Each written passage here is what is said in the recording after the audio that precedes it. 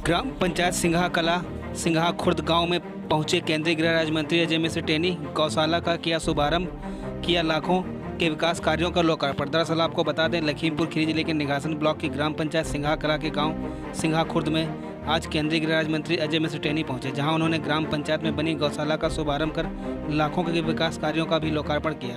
उसके बाद गांव के प्राथमिक विद्यालय में आयोजित जनसभा में उन्होंने जनसभा को संबोधित किया। इस दौरान ब्लॉक के कई ग्राम प्रधानों ने माल्यार्पण कर केंद्रीय गृह राज्य मंत्री का स्वागत किया। जनसभा को संबोधित करते हुए केंद्रीय गृह राज्य मंत्री ने सरकार की कल्याणकारी योजनाओं के बारे में लोगों को विस्तार से जानकारी देते हुए मोदी सरकार की उपलब्धियों को गिनाया। अपने क्षेत्र की हर छोटी बड़ी खबर देखने के लिए चैनल को सब्सक्राइब करें।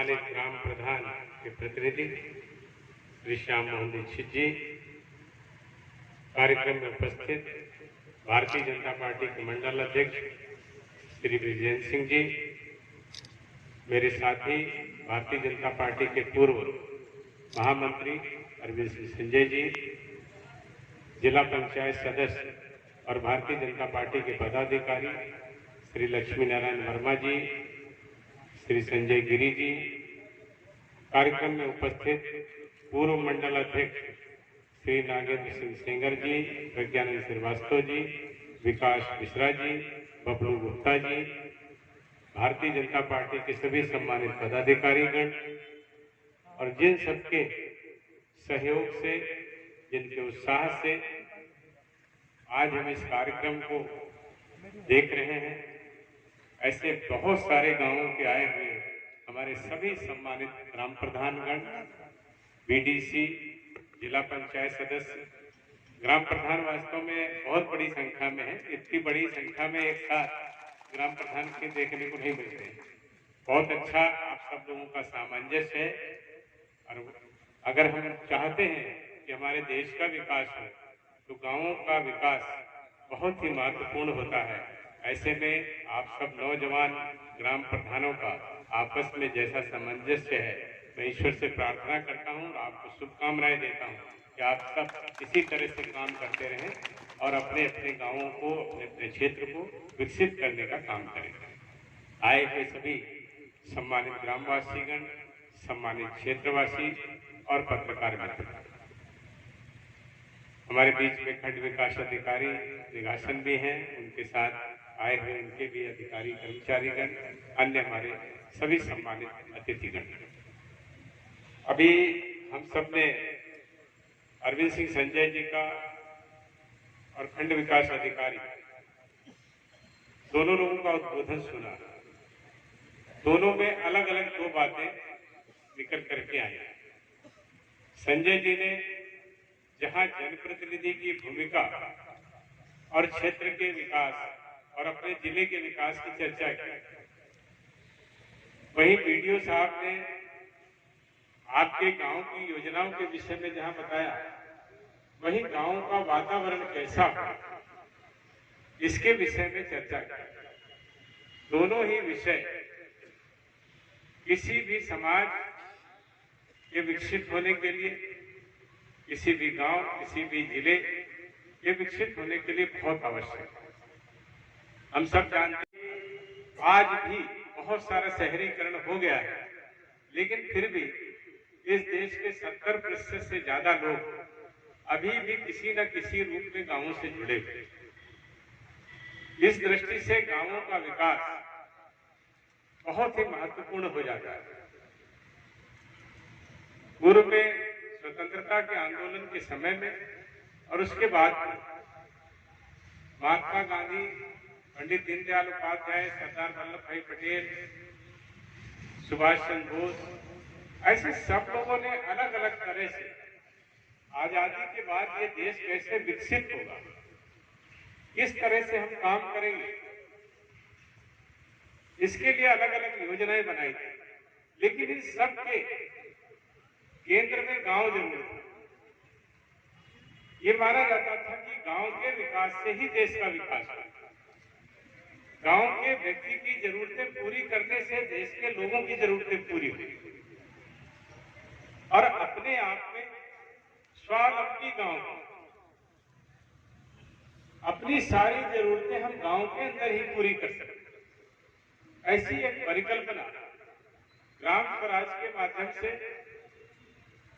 गांधी जी ने जहां की थी, वही पंडित दीनदयाल उपाध्याय जी ने अंत्योदय की अवधारणा से, उसके दर्शन से इस देश और देश के लोगों की विकास की कल्पना की।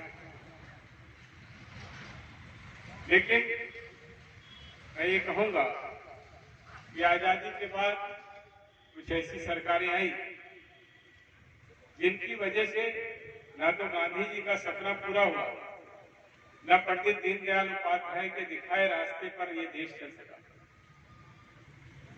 जब अवसर अटल बिहारी वाजपेयी जी को मिला या पूर्व में अनेक प्रदेशों में भारतीय जनता पार्टी की सरकारों को मिला, हमने अपनी तरफ से कोशिशें की, लेकिन चूंकि हम केंद्र में पूरे बहुमत के साथ नहीं थे, प्रदेश में छुटपुट हमारी सरकारें थी, उस कारण भारतीय जनसंघ और भारतीय जनता पार्टी के दर्शन और फिलॉसफी पर इस देश का हम विकास करने में सफल नहीं हो पाए।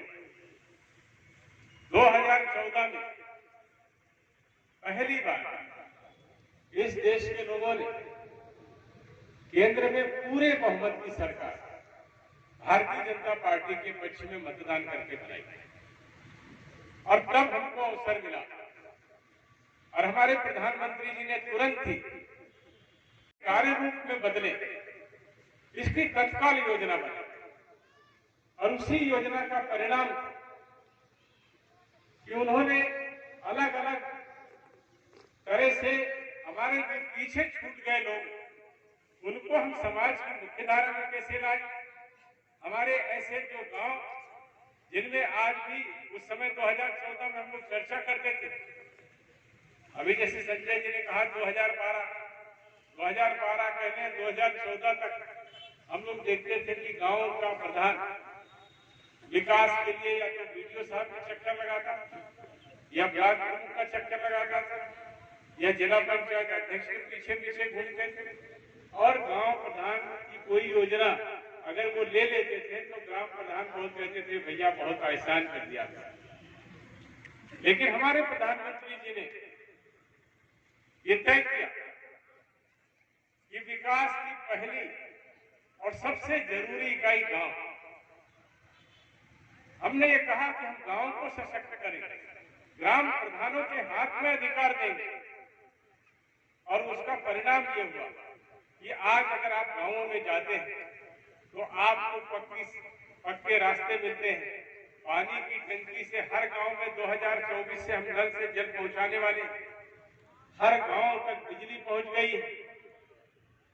लगातार प्रधानमंत्री आवास के द्वारा निर्माण, अभी वीडियो साहब बता रहे थे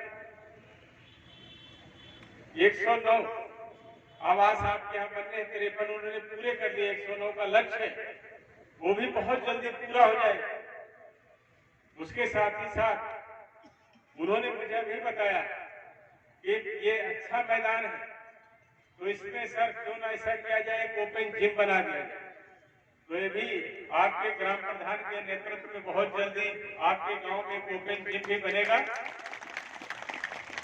जिसमें हमारे पंडित जी बैठे हैं जिनको बहुत मोटे हो गए ना पहले से, ऐसे लोगों को फायदा होगा और बहुत दुबले हो गए जैसे इंद्रजीत गुप्ता से, इनको भी फायदा होगा, तो सेहत बनेगी। ओपन जिम बहुत जल्दी खुलने वाला है। अभी लक्ष्मी नारायण जी ने बैठे बैठे हम सब चर्चा कर रहे थे, इन्होंने मुझे भी बताया, कहने लगे कि भाई साहब ये जो सामुदायिक स्वास्थ्य केंद्र है इसमें बहुत जल्दी हम एक सार्वजनिक शौचालय 6 लाख रुपए की लागत से बनाने जा रहे हैं।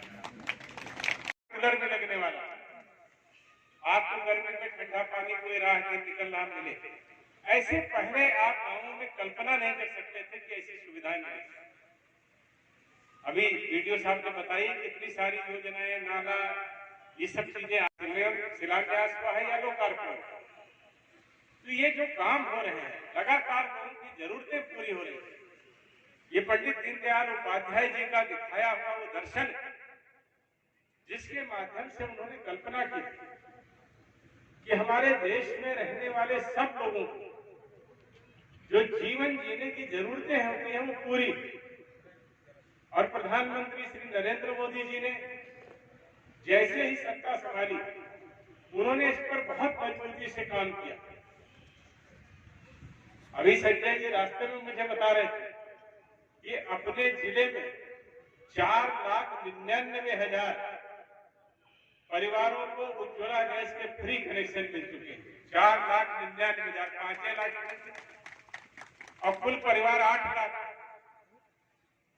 लगभग 40-42 लाख की हमारी जिले की आबादी। अगर आप 5-5 आदमी रख लो एक परिवार में, तो 8 लाख परिवार में 8 पंचे 40, और उस 8 लाख में 5 लाख को तो हमने फ्री उज्ज्वला गैस कनेक्शन दिए। 4.5 लाख से ज्यादा शौचालय बनाए अपने जिले में, 1,30,000 से ज्यादा घर बनाए। सड़कों का तो आप कहीं नहीं सकते, कोई गांव, सभी गांवों को पक्की सड़कों से जोड़ने का काम हो रहा है। और जब मैं विधायक बना था, उस समय हमारे जिले में 4,000 गांव और मजरे ऐसे थे जहां पर बिजली नहीं थी। 4,000 गांव और मजरे। वैसे तो ग्राम सभा अपनी 11-1200, लेकिन मजरे जैसे होते हैं कि एक ग्राम सभा में 5-6 गांव हो जाते हैं, तो ऐसे लगभग 6,500, 7,000 गांव छोटे बड़े हमारे जिले में थे, जिसमें से 4,000 गांवों में बिजली नहीं थी, माने 3,000 में, आधे से भी कम। लेकिन आज आप जैसे भी उन्होंने घोषणा की, एक भी गांव हमारे जिले में ऐसा नहीं है जहां तक बिजली पहुंच नहीं। ये सारे जो काम, इसके पीछे एक उद्देश्य, ये पंडित दीनदयाल उपाध्याय जी का दिखाया हुआ दर्शन और प्रधानमंत्री नरेंद्र मोदी जी की प्रतिबद्धता,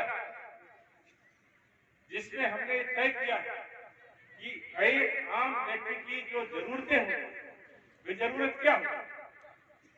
आदमी स्वस्थ रहे, वो आयुष्मान भारत योजना, बच्चे शिक्षित हों, जगह जगह स्कूल खुल रहे हैं। स्कूलों को पहले लोग कहते थे, देखते थे तो स्कूल देखने में अच्छे नहीं लगते, आज आप जाइए स्कूल दूर से लगता है कि हाँ भाई अच्छा स्कूल। आपका स्वास्थ्य ठीक हो, बच्चे स्कूल जाते हो, रहने के लिए घर हो, पीने का पानी हो, गैस का सिलेंडर हो, यही तो आम जरूरतें हैं। और उसके साथ साथ ऐसे लोग जो बहुत गरीब हैं, उनको कम से कम उनकी जरूरत भर का अनाज मिल जाए, उनकी आमदनी के अंदर मिल जाए, और अगर आमदनी कम है तो फ्री भी मिल जाए, है ना? मिल रहा है। मतलब अनाज की जरूरत पूरी, घर की जरूरत पूरी, रसोई में गैस, पीने का पानी, बिजली, शौचालय, मकान, बच्चा स्कूल जाता हो, आपको जरूरत पड़े तो अस्पताल की भी सुविधा। इस तरह से इस सरकार ने काम किया, आपकी जरूरतें पूरी हुई, और फिर लगता है कि सब चीज पूरी हो गई तो आपको जिंदगी का मजा भी दिया होता है ना।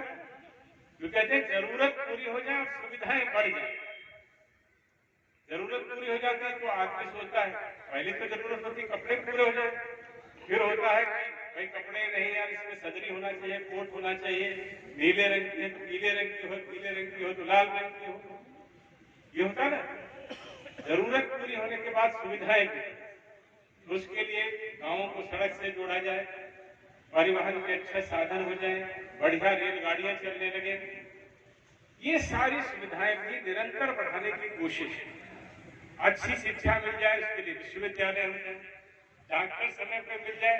डॉक्टर के लिए तो लोग कहते थे अस्पतालों में आज भी डॉक्टरों की कमी, लेकिन मेडिकल कॉलेज कोई नहीं बना रहा।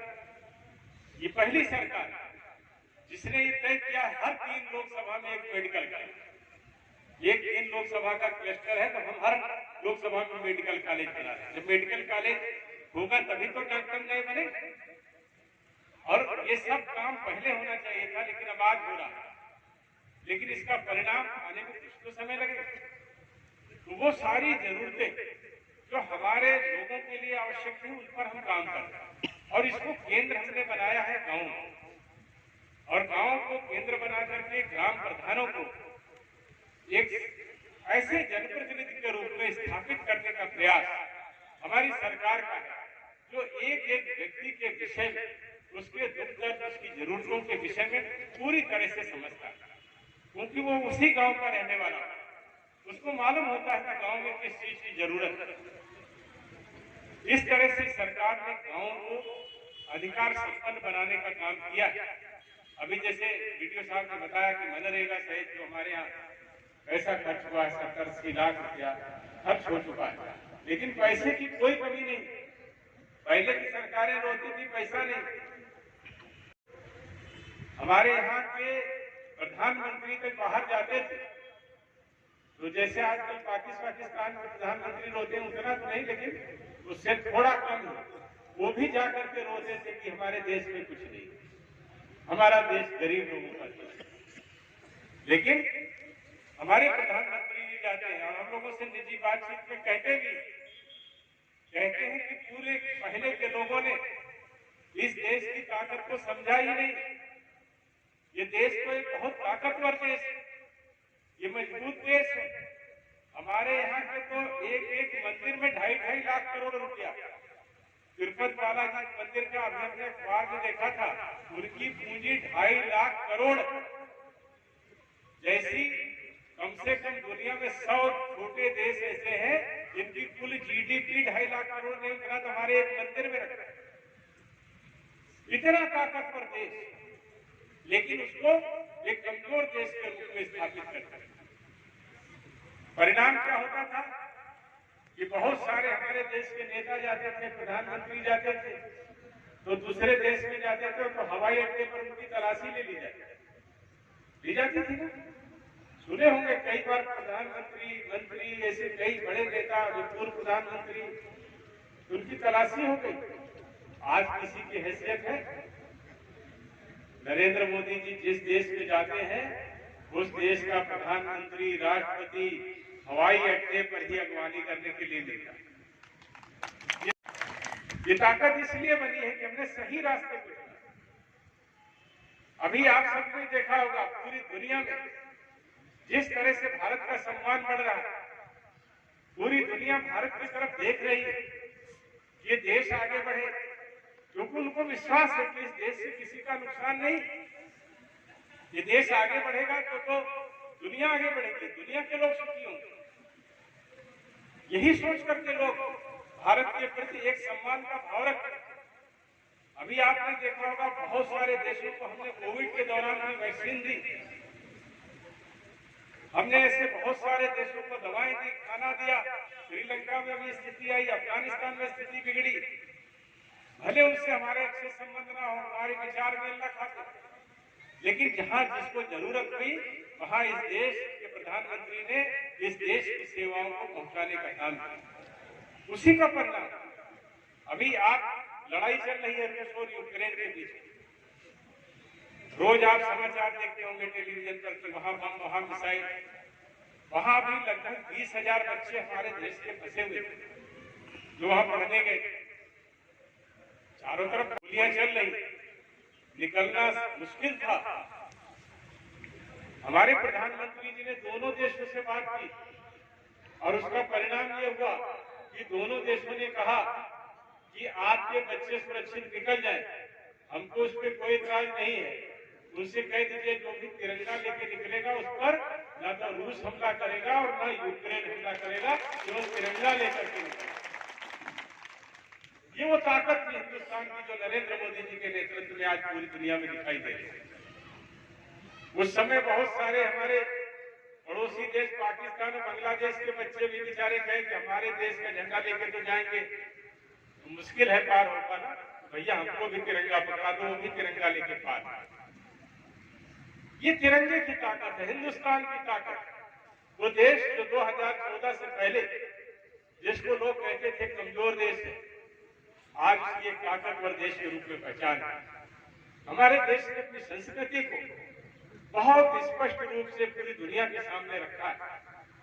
और उस संस्कृति के माध्यम से हमने वसुधैव कुटुंबकम की जो हमारी परंपरा, पूरी दुनिया हमारा परिवार, हम कहते हैं विश्व का कल्याण। पंडित जी लोग नारा लगाते हैं, सत्यनारायण की कथा होती है तो कहा नहीं जाता धर्म की जय हो। राधेश्याम तिवारी जी ने बताओ है ना, ये हमारे बहुत पुराने साथी बेचारे बहुत भाषण दिया हमको जो विधानसभा चुनाव में, बहुत मेहनत की नहीं के तो कहते हैं धर्म की जय हो, धर्म का नाश हो, प्राणियों में सद्भावना और विश्व का कल्याण। ये भारत की संस्कृति। भारत के लोग नहीं कहते हमारा कल्याण हो, कहते विश्व का कल्याण। और उसको दुनिया समझ गई। ये देश एक ऐसा देश है जो पूरी दुनिया को साथ लेके चल रहा है। इस कारण भारत का सम्मान बढ़ रहा, भारत की ताकत है। लेकिन ऐसे में भी हमारे देश के बहुत सारे ऐसे लोग जो नरेंद्र मोदी जी को, इस देश को गाली देने का कोई मौका नहीं है ना, वो लोग परेशान। उनको लगता है कि कहां से आ गए, ये तो पूरे हिंदुस्तान का शब्द, हिंदुस्तान का सम्मान हो रहा है, हिंदुस्तान के लोग खुश हैं। ऐसे लोग हमारे देश की बुराई करने की हमेशा प्रयास करते हैं। अभी हम लोगों ने देखा होगा, एक इंटरनेशनल एजेंसी ने लिखा कि हंगर इंडेक्स उसने जारी किया तो उसने लिख दिया पाकिस्तान से भी नीचे है भारत, पाकिस्तान से नीचे है भारत। हमारे देश में पिछले 4 साल में कोविड के दौरान किसी की भी मौत भूख के कारण नहीं हुई। इस जिम्मेदार जनप्रतिनिधि के नाते में कह रहा हूं, भूख से हमारे देश में पिछले 4 साल में कोई आदमी नहीं हुई। दूसरी तरफ पाकिस्तान, टेलीविजन पे हमने भी देखा था, आपने भी देखा होगा, कह रहे थे 200 रुपया किलो आटा है और आटा लेने में 1-2 लोग मर गए, उसको बता दिया। ये लोग जो है ये भारत की बदनामी कैसे, इस देश के लोगों की बदनामी कैसे, बाहर वाले कोशिश करें तो करेंगे, उनको लगता है कि कोई देश आगे बढ़ रहा है। लेकिन हमारे देश में भी ऐसे लोग हैं जो आज सत्ता में नहीं पहुंच पा रहे, जिन्होंने जब जन्म लिया था तभी से उनको लगता था कि नहीं ये तो देश में हमको राज्य करने के, उनके परिवार के लोग भी मानते थे ये देश तो हमारी सल्तनत है और हमारा बेटा इसका बादशाह है। अब यहाँ की बादशाह तो जनता है, जनता ने उनको नकार दिया। तो ऐसे लोग भी गाली देने का कोई अवसर नहीं छोड़ रहे, वो देश को कमजोर करने की हर कोशिश करते हैं। ऐसे में हम सबकी जिम्मेदारी